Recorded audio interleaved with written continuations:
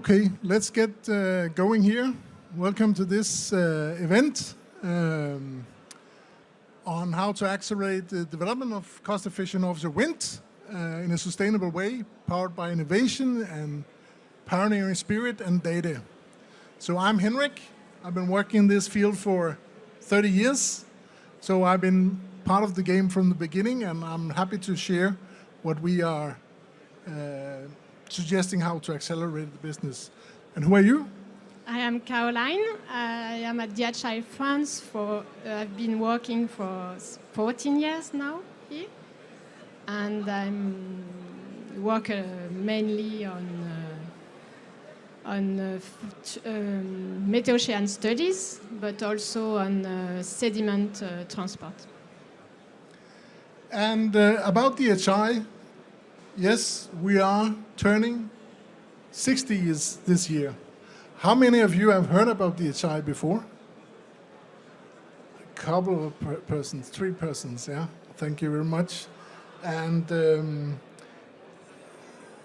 DHI is a not-for-profit organization where we have a large number of engineers and PhDs working in the business of water, broadly speaking, achieving about 3,000 projects per year globally within the water environments. Research and innovation is a very important part of our business and has been from the beginning of our establishment. And we are a RTO accreditation company with advanced technology like mic software, as you probably know. Water, this is what we do. Everything to do with water and offshore renewables is very much about water. And we've been part of the game from the beginning with fixed foundation offshore wind and floating, tidal energy, wave energy, and even floating solar PV systems has been our key driver. And maybe you don't know, but 80% of all offshore wind farms, floating or fixed, has had an input from DHI. So we started in Europe many years ago, took it further to Asia, and then North America. So I think we know a little bit what to do in this area and has been successfully developing clean energy for many years. We would like to continue that journey. So you may ask, we'll skip this one. Come on. You may ask, what are we doing in this field? I mean, what kind of core things are we working with, Caroline? Okay. So what we are doing primarily, it's site condition assessment and meteor-ocean studies with specific normal and extreme analysis. We have experts in that. We work a lot on marine mammals with underwater acoustic surveys and modeling. We develop a new Muse system for birds and collision risk mitigation. Henrik will talk about just after. And we study also all issues related to sediments. So it could be turbidity plumes, it could be screwing analysis also, and much more. And we're doing that, trying to do it with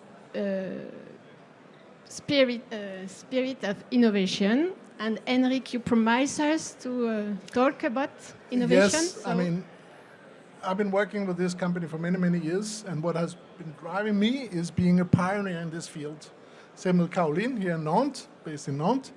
We've been working in the same companies, always strive to pioneer the way we do things, and not just do as we did yesterday. So we'll show a couple of cases how we actually do that in practice that helps the business. One thing is mid-ocean data. I guess all of you know what mid-ocean data is. Good.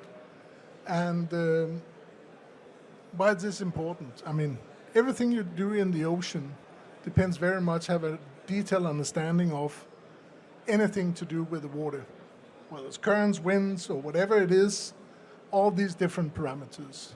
that controls very much the capex of any offshore renewables. And I can tell you, if you can reduce the wave height by 10%, you can reduce the steel by 20%. So that's a lot of effort in developing smart and accurate mid-ocean data to get a good levelized cost of energy for offshore wind. Quite a few years ago, the journey started in 2018, where we provide a number of data to many developers so they can decide wind farms, wave energy converters, and tidal energy converters. And one of these developers said, why are you not making these data public? Well, I mean, this is commercial, right? Yeah, but we can just buy them data on the portal. Yeah, why not? So we did that back in 2018, and making a lot of data we have produced using hindcast models, validated, calibrated, and also using satellite data available to the industry. Some data are free, other data is at cost, but this is used a lot today in the offshore wind business, but also broader than that. And maybe some of you have already tried it, a number of the services. So how did that help accelerating the business? Easy access to data is a key. Some countries decided to make all these kind of data available for the larger audience stakeholders. Like in the Netherlands, RVO decided, okay, let's make a database of all the different conditions. So we just do that once, and we were lucky to convince them our technology here is actually strong and easy to work with. So we provided all these data to this database. And this is open. You can go into the site and check all the data and look at how accurate it is. Other countries are following this. Denmark, where I'm from, is also having this kind of development planned. And the next one is UK, where Carbon Trust is developing the same kind of system. And personally, I think, from the industry point of view, very good to have these kind of systems up front and make them available for all bidders in the future. Just make sure that this is accurate and validated and also certified. Then you cannot do much better. Another innovation we did recently is that quite often at an early stage of any development, people would like to know what kind of extreme condition, what are kind of normal fatigue load conditions, water levels, etc. Can you just produce a report for quick understanding of the situation? So we have made this semi-automatic report, around 70 pages, available. And if you go to this our website here, you can have a quick look at the sample example. This is again a quick way to get a first view on the business case for a specific project. I mean, it has a lot of traction. It can be used all over the world and gives you the early input at an early stage. So this was one very easy example of innovation, I believe. The second one we would like to present, what is that? So it is a Muse system to monitoring birds and collision mitigation. And it's a very powerful system that is very interesting for many people. So this is all a very good example of pioneering spirit started more than 10 years ago. A bunch of biologists, IT specialists said, why are we still observing birds by airplanes and people looking into the binoculars? Can we not do that smarter? Why not combining radars, ordinary radars, with smart camera? And then develop some software that can detect the birds and even the different species smartly. And that was the start of the Muse, as Caroline said. which is used all over the world for bird observation, but more importantly also for helping the developer finding out whether there is a requirement for shutdown on demand, which is by law in Taiwan, for instance. If there is some species that has a risk for collision, you have to shut down the turbine for a while to avoid this collision. And obviously you don't want to have a shutdown that is not, if there's no cause, so because this is a loss of power, so such kind of system has to be very accurate. And here's an example of using AI technology, how to identify birds. We build up a large database of different species and then using AI to detect birds in any places around the world. And we also, you can talk a little bit about this. This is France, our PGL project. Yes, so the system is now installed in the south of France, in Mediterranean coast. And for the moment, it's for 1 year just to do the initial assessment and detection of different species. And then it will be installed on the wind farm offshore and with automatization with the SCADA system to mitigate the collision risk. I mean, it's no secret that we have been involved in many offshore wind farms, and Carolina and I had the pleasure to work with many of the wind farms here in France since 2013, 14 until now, and also Muse is installed at 3 other sites here in France. So there's a lot of experience using this kind of system in France for bird monitoring. I will also recommend you to go to our website and download this guideline we developed a couple of years ago. Yes, I know things are changing rapidly, new technology is evolving all the time, but this guideline is a very objective view on what is the best technology to detect birds around the world, made in a very objective way. So it's not promoting DHI, but looking at the technology available and also the challenges there are when it comes to birds around the world. So have a look at this. I don't know how many of you this morning heard the Boston Consulting Group in the plenary session mention about auctions, different auctions in Europe. But one country which stands out is the Netherlands. There's different auction systems in France, UK, Denmark, Finland, Norway. Netherlands decided to focus a lot of innovation and thinking a little bit out of the box compared to the more traditional auction models. This is being innovative and not only focusing on price.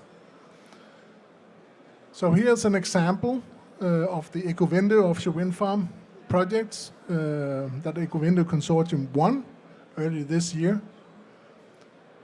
Really developing a lot of, improving the biodiversity by a number of different actions. And to develop these kind of, hopefully, net positive biodiversity targets, we need to use a lot of technology. For instance, bird monitoring. How will you do that smarter? So we decided, together with Ecovinde, join forces with Robin Radar Systems and Mido, that we come from different angles. Robin Radars have probably some of the best radars in the world, and Mido is on the buoys, and DHI is very good with the birds. So we developed this kind of buoy system together, which will be launched next year in the Ecovinde project. Again, an example of collaborative efforts, innovation, thinking out of the box at an early stage of a project development. I think we should see much more of that, working across different disciplines at that end of the day will be helpful for the industry. The last point we have on the agenda, what is that? Biodiversity. This is really a hot topic, not only in the Netherlands for the auctions, And I'm so glad that Florence will take over this presentation. I can't see her here yet, from Vattenfall. We'll talk more about that. We all know that biodiversity loss is happening in many places around the world. We try to improve it, making green energy, smarter solution. But how to quantify that? How to find out how to do that the smartest way? Is it building a reef? We're talking about the ocean, or artificial reefs for fish and seagrass is very popular, but that's the best way. How to find the best interventions to improve the biodiversity change in the positive direction. We need to have some metrics how to measure that. And therefore DHI as an initiative, I know many other companies and universities are heavily involved in that, make a kind of system for quantifying the value of the different solutions. It's not an easy one. We developed a framework, you can find it on our website. It's freely open, everybody can use that, combining measurements, models, so we can compare different solutions. Where do we get the best changes of biodiversity, what to do.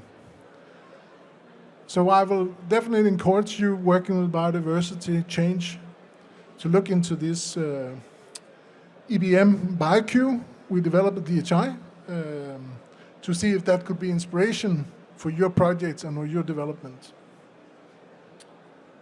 Am I missing anything here, Caroline? No. No? Well, that's good. So let's put on the last slide here. Where can people find you and me? So you can find us on the booth G09. So please do not hesitate to come and visit us. Thank you for your attention.